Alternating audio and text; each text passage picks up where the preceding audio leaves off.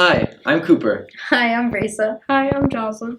We, the Student Coalition for Racial Equality, would like to share with you people of color's presence in our history with our video series. This is our history.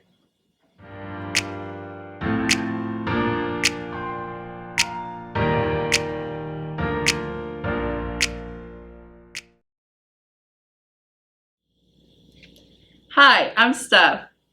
I've done whatever I did, both as an individual and as a leader of my people, because of my own experience in South Africa and my own proudly felt African background. Nelson Mandela. South Africa apartheid had quite an immense hold on, well, South Africa. Apartheid, the sanctioned discrimination of the non-white majority in South Africa, was supported by law, not more than a century ago in a nation dominated by a white minority. Take, for instance, the Group Areas Act of 1950, which legally allowed whole peoples to be ousted. From the collection of works, South Africa, Overcoming Apartheid, Linda Furchin speaks to the pangs many like her experienced, saying, "We were robbed of so much because in the area, I always say that we live together, rich and poor, the haves and the have-nots." In all of this, there was Nelson Mandela, who rose as an unequivocal leader against an injustice greater than himself alone. Nelson Mandela was born July 18, 1918, to a mother and a father in the village Mvezo. But there is one thing: Nelson Mandela was not born Nelson. Mandela's real name was Ro Lee Shla Mandela. The Nelson Mandela Foundation pinpoints this change in Mandela's name to his primary school teacher, who offered him a new Christian name that followed a certain custom. Even at this young age, far before his maturation, Mandela had dreams of helping to bring freedom to his people. What might have been a whimsical fantasy for most any kid followed Mandela to adulthood with an unbridled strength. This conviction was also something that got Mandela into trouble quite often. It wasn't just happenstance that got Mandela expelled from the University of Fort Hare. For instance, joining in on a student protest did that for him. And this kind of enduring consequence for the sake of morals would be a theme in Mandela's life. A crowning moment in Mandela's dream to help in the struggle against the ruling white minority may have been in 1944 when he joined the African National Congress. By 1949, he had risen through the ranks where he helped pass policy that emphasized collective action. As Mandela's political activity began to rise, so too did his arrest.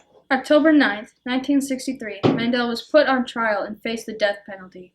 Yet with this gruesome fate, he uttered some rather impactful sentiments, in which is his speech from the dock.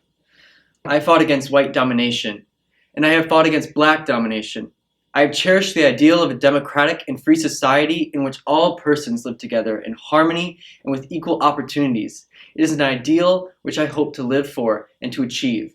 But if needs be, it is an ideal for which I am prepared to die.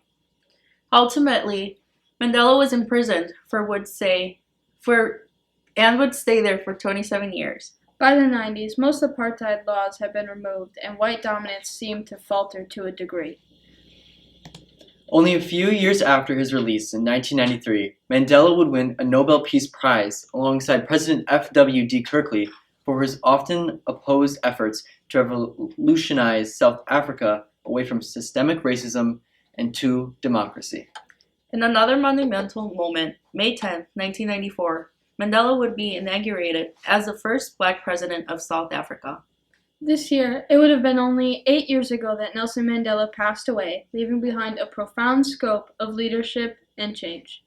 Today, though the laws that made the apartheid regime in South Africa what it was is gone and great strides have been made, John Campbell's article, "Despite Progress in South Africa After Apartheid, Problems Persist," and other sources recognize that statistically there still exists an economic disparity between the non-white majority and white minority. In light of this shadow, there has been some closing of that gap in recent years, a reminder that change is always possible. Now, Mandela was of no doubt exemplary in the fight against discrimination, but what more can be taken from his struggle is how the discrimination he and others faced is not exclusive to that recent past, but is something that he occurred with a great rippling effect And so we leave you with this: Mandela and South African apartheid are more than the past. For today, they are a show of the constant struggle that is race and discrimination. How that struggle is a battle greater than one generation, and that is led to this day by proud feelings of self and will against injustice seen and experienced.